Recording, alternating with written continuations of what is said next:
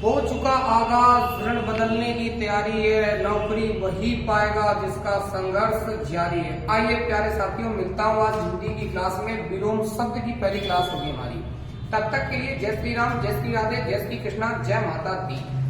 आते हैं क्लास की चर्चा करते हैं। उसके पहले आप एक बार देख लीजिएगा, अपने चैनल का नाम है @मैथ्स बाय पुनीत सर। बेटे जितना हो सके उतना ज्यादा से ज्यादा लाइक करिएगा और शेयर भी करिएगा अपने फ्रेंडों के साथ। आज आइए, आज की क्लास में हम लोग देखते हैं विलोम शब्द। हिंदी की आज हमारी पहली क्लास होगी। मैं जीडी के लिए आपसे कह रहा था, part by part her subject के आपको दूंगा, ज्यादा से ज्यादा मटेरियल भी आपके पास उपस्थित करूंगा। आ जाइएगा प्यारे साथियों। आकुंचन, आकुंचन का विलोम शब्द होता है प्रसारण। बेटे आकुंचन का मतलब होता है सीमित मात्रा, प्रसारण का मतलब होता है फैलाव। आस्था, बेटे आप कहेंगे अनास्था। इसका मतलब किसी पर आस्था होना और किसी पर अनास्था होना, आस्था ना होना। आरोह, आरोह का बेटे होता है अवरोह।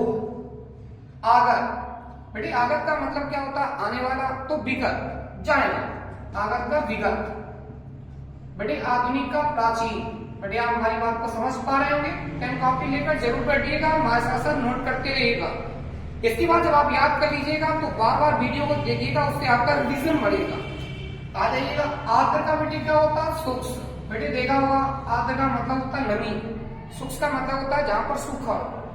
बेटे आमिष का निरामिष, आमिष का निरामिष। आहार का निराहार। अचर का बेटे होता है चर। बेटे अग्र का क्या होता है? वेद। बेटे हमारे साथ आप लिख रहे होंगे। आधुनातन का क्या होता है? प्राचीन। बेटे आवनी का क्या होता है? अंबर। बेटे अनाथ का क्या होगा? सनाथ। बेटे आपने सुना होगा अनाथ, इसका मतलब जिसके माता पिता न हो। अनाथ किसी के संरक्षण में रह रहा हो। सनाथ का मतलब होता है जिसके साथ सभी लोग उपस्थित हो। बेटे अतिथि, अतिथि का मतलब हमारे यहाँ होता है मेहमान, जिसे कहते हैं हम आतिथ्य। बेटे अतिथि का क्या होगा? आतिथ्य। बेटे अग्रज, अग्रज का मतलब बड़ा। अनुज माने छोटा। आपने बेटे देखा होगा, अनुज सखा संग भोजन करही, मातो पिता गुरु ज्ञान सरही। एक बार फिर देख लीजिएगा। अनुज सखा संग भोजन करही, मातो पिता आज्ञा बिनु सरही। देखिएगा ध्यान से। अल्पज्ञ का बेटे होता है वियज्ञ। बेटे क्या होता है?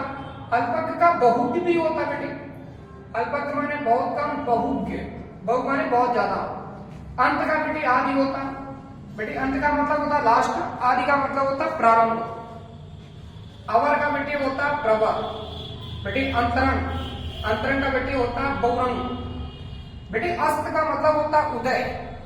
बेटे आपने बहुत पहले, अभी आगे चलकर हम लोग अलंकार की जब क्लास पढ़ेंगे तो वहां पर आपसे एक बात करेंगे हम लोग। वहां पर एक एग्जांपल होता है, उदित उदय गिरि मंच पर रघुवर बाल पतंग, अभिक से संत सरोज सब अवर से लोचन। बेटे देखिएगा, अनुकूल का क्या होता है? बेटे प्रतिकूल। अमृत का क्या होता? विष। बेटे आप नहीं समझ रहे हैं। अमीर का बेटे क्या होता? गरीब। अग्र का क्या होता? बेटे पश। अच्छा, पश के लिए भी हम लोग अभी जब आगे चलेंगे तो स्वर पढ़ेंगे। बेटे स्वरों की मैं बातचीत करूंगा, कुछ फंडे के साथ आपके साथ ट्रिक की बातचीत करूंगा। बेटे वहां भी स्वरों का जब विभाजन करूंगा तो वहां से आपसे चर्चा करूंगा चीप के आधार पर। आओ उल्लू पीछे पीछे और आको छोड़ो बीचो बीच। अभी आगे चलेंगे तो हम लोग एक्सप्लेन करेंगे, तब तक देख लीजिएगा। बेटे आगम, आगम का मतलब होता है बेटे विगत। आगम का भी मतलब होता है विगत। आगम माने आने वाला, विगत माने जो बीत गया। बेटे इसके बाद आदान का होता है, आदान का प्रदान। इसके आदान का मतलब होता है देना और प्रदान का मतलब वापस कर देना। ठीक है ना बेटे। आस्तिक का नास्तिक, आस्तिक का नास्तिक, इसका मतलब हमें ईश्वर के प्रति हम नास्तिक हैं, लोग कह देते हैं हम नास्तिकवान हैं। बेटे आविर्भाव का तिरोभाव, इसका मतलब ये तिरोभाव है। बेटे क्रोध करना, देखा होगा आपने, जिस समय जनकपुरी में जिस समय धनुष टूटा गया तो लक्ष्मण ने क्रोध किया। क्या कहा क्रोध में? जब तुम्हारी अनुशासन पाऊं तो कंदुक यूं सम ब्रह्मांड उठाऊं, काचों घट डारों फोरी, अमुल्क जिन तोर न तोरी। बेटे एक बात ध्यान रखिएगा, अच्छे से देखिएगा ध्यान से। जब तुम्हारी अनुशासन पाऊं तो कंदुक यूं सम ब्रह्मांड उठाऊं, काचों घट डारों फोरी। बात समझ रहे हैं आप हमारी? आइएगा, क्रोध का मतलब होता है जहां पर सरल कर दिया जाए, क्षमा कर दिया जाए। तो बेटे क्रोध को हम लोग क्या कहेंगे? क्षमा। आप एक बात को अच्छे समझिएगा कि एक एक विलोम शब्द के बहुत सारे वर्ड होते हैं, पर लेकिन हमेशा हम वर्डों में कौन सा शब्द लेते हैं भैया? जो वरिष्ठ होता है।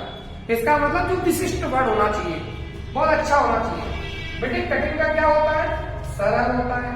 कृत्रिम, इसका मतलब हम लोग बहुत सारी चीजों को बनाते हैं, तो कृत्रिम का क्या हो जाएगा बेटे? प्राकृतिक। प्राकृतिक कह सकते हैं आप। कनी, कनी का होता है बनी। बेटे ओजस्वी, बेटे वेरी इंपॉर्टेंट पॉइंट है ओजस्वी, बहुत बार पूछा गया है। निस्तेज, ओजस्वी का बेटे क्या होता है? निस्तेज। एकता का बेटे क्या होता है? अनेकता। ऐहिक क्या क्या होता है? पारलौकिक। बेटे उन्मुख का क्या होता है? विमुख। बेटे उत्थान का आप कहेंगे उत्थान का क्या होता है? बेटे उत्थान का पतन। क्या होता है? पतन। बेटे उपस्थित का अनुपस्थित। ऋण का ऋण। बेटे ऋण की भी हमारे यहाँ एक कहानी है भगवान परशुराम से। मातई पितई ऋण भयनी के। बेटे वैसे हमारे यहाँ धरा पर केवल एक ही व्यक्ति अपनी माँ के ऋण से उद्धार हुआ है, वो कौन है? भगवान परशुराम। हर माँ ने अपने बेटे को जन्म दिया है, पर लेकिन परशुराम इस धरा पर एक ऐसे व्यक्ति हुए जिन्होंने अपनी माँ को जन्म दिया है।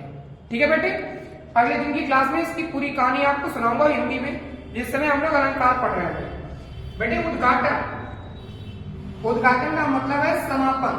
ठीक है बेटे। इति, ईट का बेटे होता है अर्थ। इच्छा, इसका मतलब हमारी इच्छा नहीं है, तो बेटे अनिच्छा। ईश्वर का क्या हो जाएगा? अनीश्वर। ईशित का क्या हो जाएगा बेटे?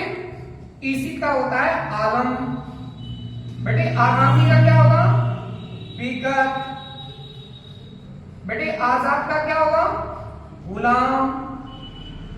बेटे आलोक का क्या होगा? आप कहेंगे अंधकार। ऐहिक का क्या होगा बेटे? ऐहिक का बेटे पारलौकिक भी होता है, और ईलोक का होता है परलौकिक। परलोक भी कह सकते हैं आप। ईलोक, परलोक। ईद का बेटे क्या होगा? आप कहेंगे मुहर्रम होता। ईस का क्या होगा? अनीस होगा। क्लियर है भाई? आइएगा एक बार फिर से देख लीजिएगा बेटे। अकुंचन, आप कहेंगे प्रसारण। आस्था, अनास्था।